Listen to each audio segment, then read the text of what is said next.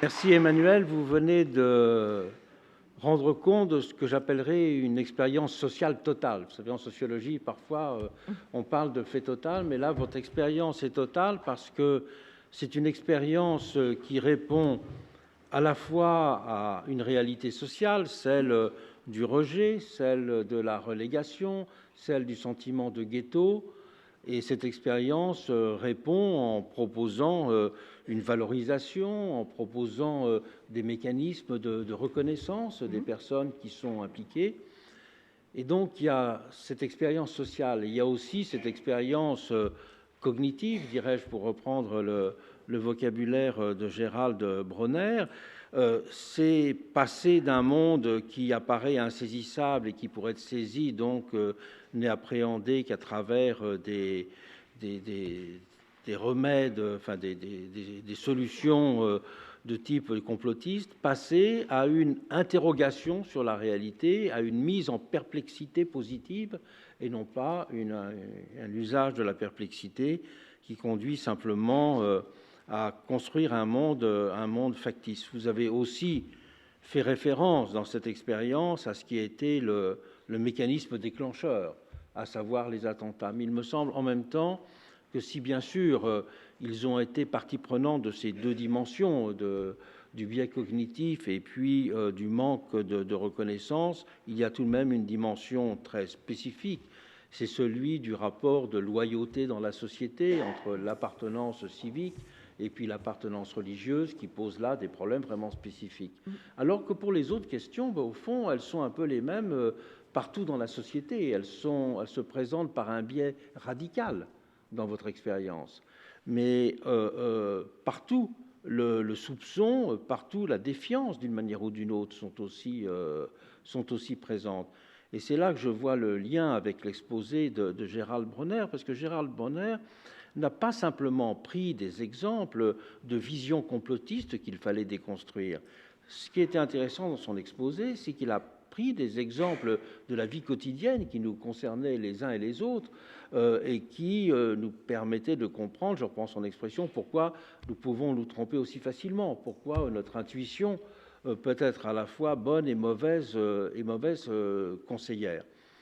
Donc, je vous propose que nous réfléchissions un peu à ce point commun entre les deux exposés, à savoir comment aujourd'hui transformer des situations de défiance, des situations d'indétermination en mécanismes qui, peu à peu, permettent de réduire ce soupçon, réduire la défiance et construire la connaissance d'une certaine façon. Et vous prouvez de façon pratique, à travers votre émission de radio, que c'est en les mettant en situation de confrontation avec les faits qu'ils progressent. Et de la même façon, dans l'exposé plus conceptuel de Gérald Bronner, ce qui est apparu, c'est que c'est aussi en comprenant comment il ne fallait pas confondre une corrélation avec une cause, quelle était la situation du hasard, que l'on peut progresser. Et d'une certaine façon, se dessine dans les deux cas un type d'enseignement ou un type de réflexion sociale qui n'a pas tellement sa place. C'est celle des mécanismes de la connaissance, des mécanismes de soupçon, des mécanismes de la défiance. Car il y a des éléments positifs dans la défiance aussi. La défiance vis-à-vis des institutions, c'est positif. C'est ne pas prendre les paroles pour du pouvoir pour de l'argent comptant. C'est aussi demander des comptes. Et donc, ce qui est difficile, c'est de valoriser le soupçon positif, c'est de valoriser la défiance positive, mais sans aller vers des formes de défiance, des formes de soupçon qui, au contraire, sont déconstructeurs, si je puis dire, de la réalité. Et au fond, vous, dans votre expérience de journaliste, et vous, même dans votre courte expérience, je sais que vous n'aimez pas le mot déradicalisation, et beaucoup de gens ne l'aiment pas non plus, mais en tout cas, dans le contact avec les personnes mentionnées, montre bien que vous n'avez progressé avec elles, non pas en leur faisant des leçons d'éducation civique, mais par une réflexion, justement, sur ce qui était le fait que parfois le hasard n'est pas l'indication d'une causalité, ou comment le soupçon peut être construit positivement. Et quand vous disiez qu'il y a une dérégulation de la perception du hasard, c'est en prenant des exemples qu'on le comprend. Et nous-mêmes, vous nous avez pris pour des gentils élèves à partir d'élèves très parlants et très simples parce qu'ils étaient à notre modeste niveau. Et bien donc, si nous, élèves qui avons suivi cet exposé et écouté le compte-rendu de cette expérience, avons progressé en vous écoutant, peut-être que si cette démarche était socialement élargie, elle profiterait aussi à des gens qui sont dans un état d'indécision, puisque vous avez mis l'accent sur le rôle des indécis, ou dans un rôle ou dans une situation de difficulté à formuler aussi notre rapport à la réalité, qui serait très, très positif. Qu'est-ce que, puisqu'il y a tout de même un peu un exemple de la théorie et de la pratique autour de cette table, d'une manière ou d'une autre tout de même, comment vous interprétez l'expérience d'interclasse en fonction des types d'expériences vous-même que vous avez vécues sur un terrain plus difficile, disons. Enfin, plus difficile, peut-être pas tellement d'ailleurs. Je suis encore sonorisé là. Il faut parler, non, appuyez sur le bouton vert. Vert devant, là. C'est un drôle de vert, mais en effet. Ouais, ce qui me paraît très intéressant dans l'expérience qu'a raconté Emmanuel, c'est qu'en fait, et ça c'est une ressource aussi pour lutter contre les fausses intuitions ou des représentations un peu fallacieuses du monde, c'est tout simplement l'expérience. Par exemple, j'ai évoqué les questions de dérégulation, de perception du risque. N'est-ce pas, mais il y a des collègues, je pense notamment à Jocelyn Rode, qui a montré que, par exemple, dans le cas de la crainte des maladies vectorielles, lorsqu'on est habitué à être confronté à certaines épidémies, on estime la probabilité de chance d'être touché soi ou un proche, bien, de façon assez juste. Comme si, en quelque sorte, la fréquentation du risque nous rapportait un rapport plus rationnel du risque. Ce qu'il y a de pire, c'est le risque imaginé, celui auquel nous n'avons pas encore été confrontés. Dans ce cas de figure, et avec une certaine structuration de marché de l'information, nous avons tendance, du coup, et puis des narrations qui viennent en support de cela, à fantasmer là-dessus. Donc la belle expérience que raconte Emmanuel, c'est aussi tout simplement, j'ai l'impression, des individus qui se décontractent, en quelque sorte, tout simplement parce qu'ils mettent les doigts dedans, ils voient que c'est compliqué, ils voient que vous n'êtes pas des diables, et pourtant vous êtes des journalistes. Alors le problème, c'est que toutes les erreurs de raisonnement ne peuvent pas être défaites par la fréquentation de l'expérience. C'est là la difficulté technique, parce qu'au contraire, je ne suis pas rentré dans les détails. Tout à l'heure, j'ai parlé de psychologie évolutionniste. En réalité, je suis assez sceptique sur certaines propositions de la psychologie évolutionniste, simplement parce que certaines erreurs, sans doute, sont implémentées génétiquement. Je veux bien éventuellement envisager cette hypothèse, mais d'autres, je pense, sont tout simplement implémentées par fréquentation de régularité statistique. Qu'est-ce que je veux dire par là? Vous avez cité l'exemple classique, la grande erreur classique, j'enseignais un peu les statistiques, et on commence toujours par une corrélation n'est pas une causalité. Une corrélation n'est pas une causalité, etc. Bon.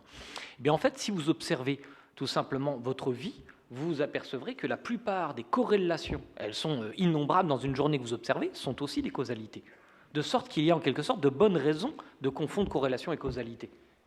Donc en fait, l'expérience ne vient pas du tout en aide. Au contraire, dans certains cas, l'expérience, elle creuse le sillon de l'erreur. Et c'est en particulier vrai pour les perceptions du hasard, la question de perception du hasard.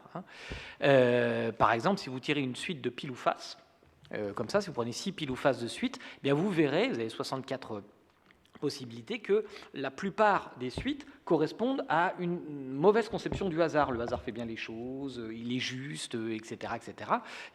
Donc en fait, paradoxalement, majoritairement, vous allez fréquenter ça. Donc, il faut faire un effort pédagogique supplémentaire. Donc, oui, à la fréquentation expérientielle de certains phénomènes qu'il s'agit de faire dégonfler d'un point de vue imaginaire, mais il faut aller, à mon avis, encore plus loin en approfondissant notre investigation sur les mécanismes qui nous poussent à croire le douteux ou le faux dans certains cas. Ou leur conceptualisation, tout simplement. Parce que vous prenez l'exemple des probabilités, mais très souvent, les phénomènes sociaux ne sont pas simplement appréhendés à partir de leur probabilité, mais à partir de la gravité qui est associée à la probabilité. Si vous avez un événement dont la probabilité est très faible, mais dont la gravité est très forte, vous allez le redouter très fortement. C'est le cas classique de ce qu'on a appelé la peur du déclassement. Un vrai déclassement, c'est-à-dire être une classe moyenne et se retrouver sur le trottoir, ça existe, mais statistiquement extrêmement faible. Mais comme c'est d'une gravité extrême, c'est un bouleversement de l'existence qui serait si énorme et si dramatique qu'on peut avoir peur de cet événement, même si la probabilité est extrêmement faible.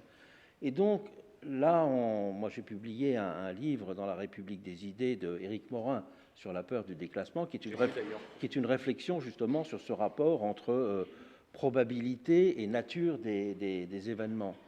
Et là aussi, on voit que c'est une réflexion presque sur les catégories qui permet de ne plus être prisonnier, je veux dire, de la réalité et de la comprendre différemment. Alors, je ne sais pas quel nom il faudrait donner à un enseignement qui serait centré sur à la fois ces phénomènes, ces fallaces et ces problèmes. Est-ce que ce serait un enseignement de méthodologie de la connaissance? Je ne sais pas quelle serait la bonne formulation, mais il est certain qu'on voit qu'il y a besoin de ce type un niveau même très élémentaire. Presque de classe primaire, il y a besoin de ce type de formation qui est tout autre que celui des disciplines. Absolument. Je pense qu'il ne faudrait pas... Enfin, Parlez plus près du micro. Oui, je ne crois pas à l'opportunité de créer un cours spécifiquement. Ce que je crois, c'est qu'il faut dispatcher, il faut profiter de tous les temps pédagogiques pour dispatcher cet enseignement. Il est dispatchable, on peut identifier, par exemple, la confusion entre corrélation et causalité, elle touche aussi bien l'histoire, par exemple l'histoire de la Seconde Guerre mondiale, 900 000 juifs, 900 000 chômeurs, ou que sais-je. Ça, c'est une confusion entre corrélation et causalité. On peut la retrouver en philosophie, en mathématiques, en physique, bien entendu. En fait, on peut faire assaut, en quelque sorte, de toute opportunité pédagogique pour le faire, mais là aussi, pour défaire ces intuitions, elles ne seront jamais défaites, je pense qu'elles ne seront pas défaites, mais ce qui est possible, c'est d'éduquer l'esprit à reconnaître les situations dans lesquelles il est possible que nous nous trompions. Et alors, à ce moment-là, nous accepterons plus facilement d'investir l'énergie mentale, parce que c'est coûteux, enfin même en termes de glucose, c'est coûteux de rétro-juger, c'est-à-dire d'impliquer une forme de raisonnement analytique, c'est d'ailleurs mesuré par l'imagerie cérébrale, c'est plus coûteux, donc il faut qu'on ait de bonnes raisons de le faire. Et ces bonnes raisons, à mon avis, c'est le temps pédagogique qui peut nous le donner en reconnaissant la structure des problèmes. Dans votre livre, d'ailleurs, La démocratie des crédules, une chose qui m'avait beaucoup frappé, c'est l'insistance que vous mettiez sur le coût cognitif qu'a la déconstruction de tout un ensemble de visions complotistes, par exemple. Je prends juste un exemple, ceux qui prétendaient que les tours jumelles à Wall Street avaient été descendues par la volonté de la CIA avaient pour argument principal que ça ne pouvait pas être les avions qui avaient fait descendre les tours, puisque le kérosène brûle à 2300 degrés et que l'acier fond à 2800 degrés. Et donc, le fait qu'il y ait eu un incendie à 2300 degrés n'explique pas pourquoi les tours se sont effondrées. Et effectivement, c'est un fait. Cet écart de température est un fait. Mais ce qu'on ne dit pas, c'est que la fragilité de l'acier est proportionnelle à la température et qu'à 2300 degrés, il peut déjà être fragile à 90%, fragilisé à 95%. Mais la déconstruction de cette vision implique justement de remonter à la déconstruction de toutes ces choses-là. Et ce qui est compliqué, coûteux, en termes de temps, et pas forcément à la portée de tout le monde. Et pourtant, si on ne le fait pas, il est décisif de le faire pour faire reculer ces visions-là. Donc, il faudrait qu'il y ait un investissement social très important dans cette déconstruction précise, puisque sinon, ceux qui l'établissent sur la base de l'invocation d'un seul fait énigmatique, disons, ou d'une seule corrélation, se sentent fondés et font des adeptes sur cette C'est ça, le problème, c'est que c'est ce genre de structure argumentative que j'appelle en millefeuille, c'est-à-dire l'accumulation d'arguments très techniques qui relèvent de la physique des matériaux, de la variation des cours de bourse pour le 11 septembre, etc., nous rend incompétents globalement à répondre à ces questions. Et donc ça a un double effet, ça crée un effet d'intimidation. Premièrement, on se dit, les indécis se disent, tout n'est peut-être pas faux. Il ne faut pas croire que les conspirationnistes croient à l'ensemble des centaines d'arguments ou des dizaines d'arguments qui sont disponibles. Mais ça leur donne, c'est une autre façon d'apporter la preuve. Voilà. Ce qu'ils cherchent généralement à faire, ce n'est pas d'apporter la démonstration d'un scénario, c'est de semer le doute, justement, le soupçon sur ce qu'ils appellent la version officielle des faits. Et le deuxième aspect qui est très inquiétant, c'est que cette intimidation intellectuelle, elle conduit la plupart de nos concitoyens, on va dire raisonnables, à se taire. Tout simplement parce que les coûts d'investissement de réponse, c'est ce que disait bien Emmanuel, c'est que si vous allez face à des élèves conspirationnistes que vous êtes enseignants, la plupart du temps, vous ne serez pas préparés. Il faut savoir tout de même qu'apparemment, il y a des vidéos sur YouTube qui forment, entre guillemets, les élèves à contredire leurs enseignants sur des questions, sur la Shoah, sur toute une série de questions. Et vous êtes, du coup, ensevelis sous ce millefeuille argumentatif. Évidemment, là, il y a une asymétrie d'autorité qui est terrible pour l'enseignant. Et d'ailleurs, c'est la raison pour laquelle, suite aux attentats, des professeurs ne voulaient pas s'exprimer en classe. Parce qu'il est très difficile de contre-argumenter quand on n'est pas préparé et qu'effectivement, on subit une avalanche de propositions fantaisistes. Et donc, alors si l'enseignant Yanis Roder, que l'on avait eu à l'antenne, nous a expliqué que le lendemain des attentats, il a passé 6 heures en cours à ne parler que de ça et à déconstruire. Et vous imaginez le temps, l'énergie que cela nécessite. C'est très très difficile en effet. En même temps, cette énergie à dépenser, elle est la condition sine qua non pour combattre ces contre-vérités. Certes, mais les enseignants vous répondront qu'il y a des programmes à accomplir, à boucler, et que le temps n'est pas toujours là pour pouvoir mener ces différentes actions. Donc là, c'est aux responsables de l'éducation nationale d'apporter leurs réponses. Cela dépasse notre compétence. Merci beaucoup tous les deux, c'était passionnant.